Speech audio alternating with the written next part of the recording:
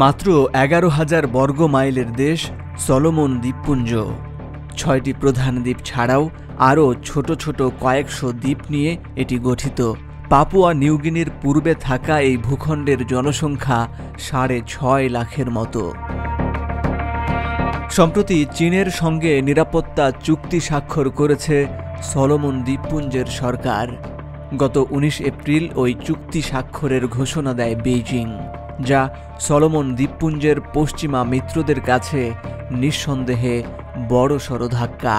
অনেকদিন ধরেই ওশেনিয়া মহাদেশের এই দ্বীপ দেশটির সঙ্গে ঘনিষ্ঠতা বাড়াতে রীতিমতো কোমর বেঁধে লড়াই করছে চীন ও যুক্তরাষ্ট্র।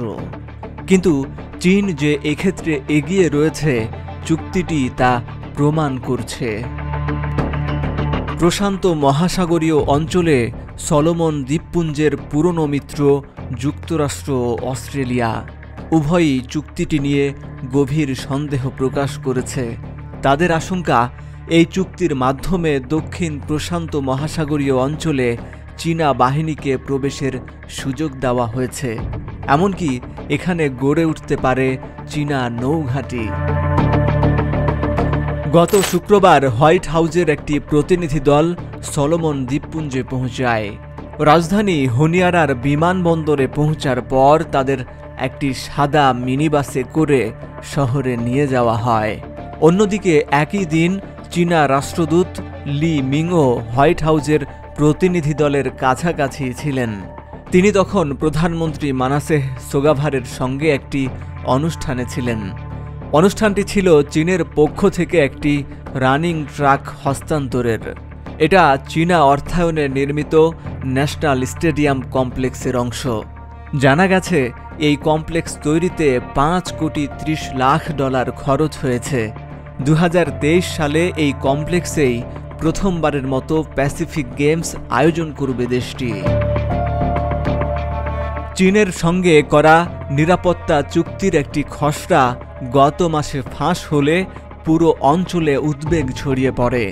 বিশেষ করে খসড়ায় সলোমন দ্বীপপুঞ্জে চীনের নৌবাহিনী মোতায়েনের কথা থাকার বিষয়টি এতটা গুরুত্ব পায় যে চুক্তিটি ঠেকাতে কূটনৈতিক দৌড়ঝাঁপ শুরু করে যুক্তরাষ্ট্র ও অস্ট্রেলিয়া।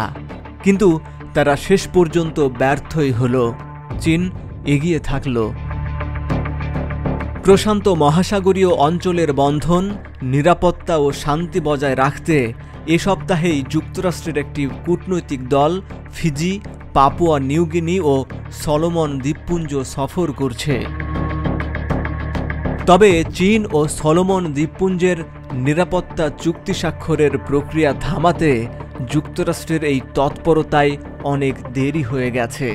এই চুক্তি প্রসঙ্গে যুক্তরাষ্ট্রের পররাষ্ট্র দপ্তরের এক কর্মকর্তা এএফপিকে বলেন, আমরা চুক্তিতে স্বচ্ছতার অভাব ও সুনির্দিষ্ট ধরন না থাকায় উদ্বিগ্ন।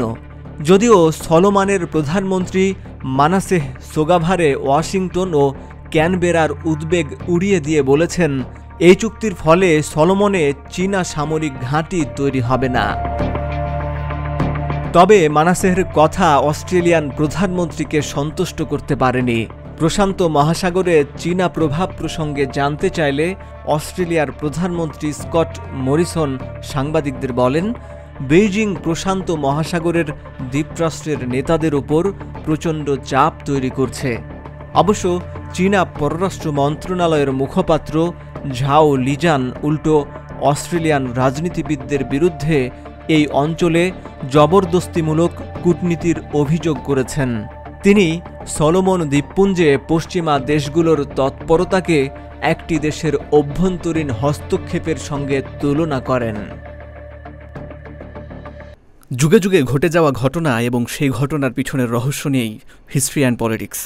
ইতিহাস থেকে বর্তমানের অবস্থান তুলে ধরা হবে এই চ্যানেলে। জানতে পারবেন নানান অজানা তথ্য। আমরা সঠিক বার্তা পৌঁছে দেব আপনার কাছে। আমাদের কন্টেন্ট যদি আপনার ভালো লাগে তবে অবশ্যই লাইক দিন, সুচিন্তিত মতামত তুলে ধরুন এবং তথ্য সমৃদ্ধ এই বার্তাটি ছড়িয়ে দিন।